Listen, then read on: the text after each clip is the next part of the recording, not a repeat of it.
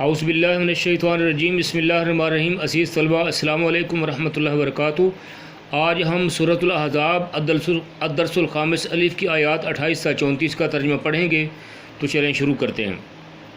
عزیز طلبہ، ظاہری طور پر تو خطاب اس سبق کے اندر نبی پاک صلی اللہ علیہ وسلم کی ازواج مطہرات کو ہے، لیکن ان کے بعد ان کے ذریعے تمام امت مسلمہ کے لیے، قیامت تک آنے والی تمام مسلم خواتین کے لیے وہ احکام بیان کیے گئے ہیں کہ جن پر عمل کرنا ان کے لیے ضروری ہے۔ لہذا تمام مسلمانوں کی خواتین کو یہ پیغام جو ہے وہ اچھے طریقے سے پڑھنا چاہیے اور سنانا چاہیے، اور ان احکامات پر جو ہے وہ عمل کرنے کی کوشش کرنی چاہیے۔ سبق کی جو پہلی دو آیات ہیں، ان میں جو ہے خاص طور پہ ان کا تعلق جو ہے وہ نبی پاک علیہ السلام کی ازواج مطہرات کے ساتھ ہے۔ اب ان دو آیات کا تھوڑا مفہوم پہلے سن لیں۔ جب غزوہ احزاب ختم ہو جاتا ہے تو اللہ تعالیٰ مسلمانوں کو بہت زیادہ مال غنیمت عطا فرماتا ہے۔ غزوہ احزاب سے پہلے مسلمانوں کے حالات کافی مشکل تھے اور کافی غربت تھی، لیکن جب غزوہ احزاب کے موقع پہ بہت سارا مال غنیمت مسلمانوں کو ملا تو مسلمان خواتین جو ہیں وہ مسلمانوں کے گھروں میں خوشحالی آ گئی، اور مسلمان خواتین اچھے اچھے لباس پہننا شروع ہو گئیں اور گھروں میں اچھے اچھے کھانا پکنا شروع ہو گئے، جبکہ صحابہ کرام کے درمیان صحابہ کرام کے گھروں کے حالات تو کافی اچھے معلوم ہونے لگے، جبکہ نبی پاک صلی اللہ علیہ وسلم کے گھروں کے حالات اور ازواج مطہرات کے حالات ویسے کے ویسے ہی رہے۔ کئی دنوں تک گھروں میں چولہا نہ جلتا اور نہ اچھا کھانا پکتا اور نہ ہی اچھا لباس پہننے کے لیے ملتا۔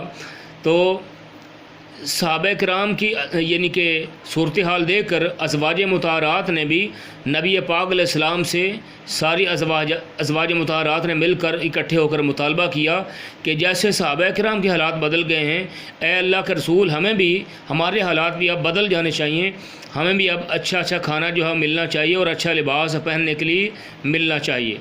تو ازواج مطہرات کا یہ مطالبہ نبی پاک علیہ السلام کو بڑا ہی ناگوار گزرا اور آپ اللہ تعالیٰ کے حکم کا انتظار کرنے لگے۔ اس موقع پر یہ والی آیات نازل ہوئیں جو کہ اللہ تعالیٰ نے ازواج مطہرات کے لیے خاص طور پہ نازل کیں، جو شروع والی دو آتے ہیں۔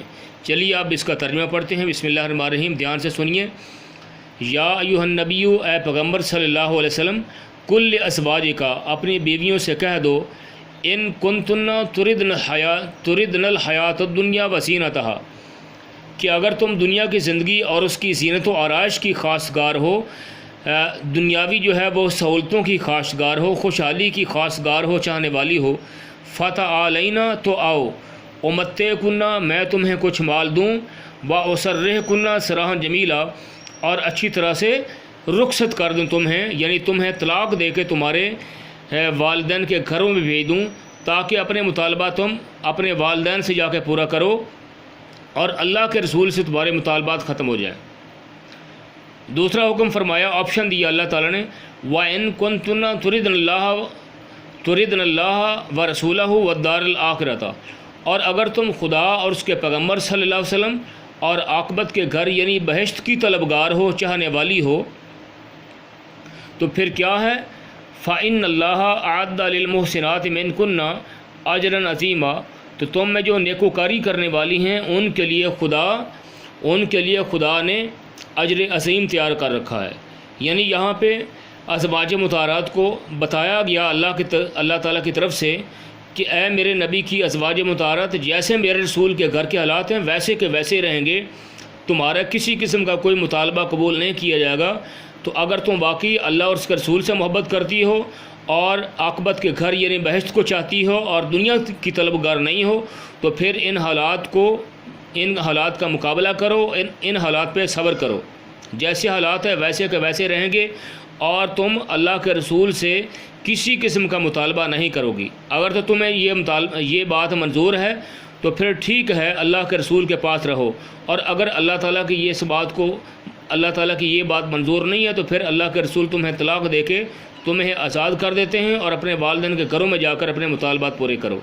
لیکن کیا ہوا کہ جب یہ آیات نازل ہوئیں تو پھر سابقہ جو مطالبہ کیا تھا ازواج مطہرات سے، ازواج مطہرات نے اس مطالبے سے انہوں نے توبہ کی اور ہر حال میں اللہ اور اس کے رسول کی رضا پر خوش رہنے کے لیے جو ہے وہ راضی ہو گئیں۔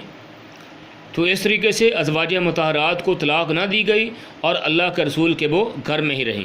اس کے بعد اگلے احکام نازل ہوئے اور فرمایا اللہ تعالیٰ نے، یا نساء النبی، اے پیغمبر صلی اللہ علیہ وسلم کی بیویوں، من یأت منکن بفاحشۃ مبینۃ، تم میں سے جو کوئی صریح ناشائستہ یعنی کھلم کھلا تکلیف دہ الفاظ کہہ کر رسول اللہ کو ایذا دینے کی حرکت کرے گی، یضاعف لها العذاب ضعفین، اس کو دونی سزا دی جائے گی، اس کو دگنی سزا دی جائے گی۔ وکان ذالک علی اللہ یسیرا، اور یہ بات خدا کو آسان ہے، یعنی آئندہ تم نے کسی قسم کا ایسا مطالبہ نہیں کرنا اور نہ ہی اللہ کے رسول کو تکلیف پہنچانی ہے، ورنہ تمہیں سخت سزا دی جائے گی اور عام عورتوں کے مقابلے میں تمہیں جرم کی سزا جو ہے وہ ڈبل دی جائے گی۔ وَمَن يَقْنُتْ مِنكُنَّ لِلَّهِ وَرَسُولِهِ، اور جو تم میں سے خدا اور اس کے رسول صلی اللہ علیہ وسلم کی فرما بردار رہے گی، وَتَعْمَلْ صَالِحًا، اور عمل نیک کرے گی، نُؤْتِهَا أَجْرَهَا مَرَّتَيْنِ، اس کو ہم دونا ثواب دیں گے، اس کو ثواب بھی ڈبل دیا جائے گا۔ وَآتَدْنَا لَهَا رِزْقًا كَرِيمًا، اور اس کے لیے ہم نے عزت کی روزی بھی تیار کر رکھی ہے۔ یا نساء النبی، اے پیغمبر صلی اللہ علیہ وسلم کی بیویوں، لستن کأحد من النساء، تم اور عورتوں کی طرح نہیں ہو، یعنی تم عام عورتوں کی طرح نہیں ہو۔ ان اتقیتن، اگر تم پرہیزگار رہنا چاہتی ہو، فلا تخضعن بالقول، تو کسی اجنبی شخص سے نرم نرم باتیں نہ کرو، یعنی نرم لہجے میں بات نہیں کرنی ہے۔ فیطمع الذی فی قلبہ مرض، تاکہ وہ شخص جس کے دل میں کسی طرح کا مرض ہے کوئی امید نہ پیدا کرے۔ وَقُلْنَا قَوْلًا مَعْرُوفًا، اور دستور کے مطابق بات کیا کرو، یعنی بات کرتے ہوئے نہ ہی لہجہ سخت ہونا چاہیے اور نہ ہی نرم۔ وَقَرْنَ فِي بُيُوتِكُنَّ، اور اپنے گھروں میں ٹھہری رہو۔ وَلَا تَبَرَّجْنَ تَبَرُّجَ الْجَاهِلِيَّةِ الْأُولَىٰ، اور جس طرح پہلے جاہلیت کے دنوں میں اظہار تجمل کیا کرتی تھی، یعنی میک اپ کر کے بناؤ سنگار کر کے گھروں سے باہر نکلا کرتی تھی، اس طرح کی زینت اب نہ دکھاؤ۔ وَأَقِمْنَ الصَّلَاةَ، اور نماز پڑھتی رہو۔ وَآتِينَ الزَّكَاةَ، اور زکوٰۃ دیتی رہو۔ وَأَطِيعْنَ اللَّهَ وَرَسُولَهُ، اور خدا اور اس کے رسول صلی اللہ علیہ وسلم کی فرما برداری کرتی رہو۔ انما یرید اللہ لیذہب عنکم الرجس اہل البیت، اے پیغمبر صلی اللہ علیہ وسلم کی اہل بیت یعنی گھر والو، خدا چاہتا ہے کہ تم سے ناپاکی کا میل کچیل دور کر دے۔ وَیُطَہِّرَکُم تطہیرا، اور تمہیں بالکل پاک صاف کر دے۔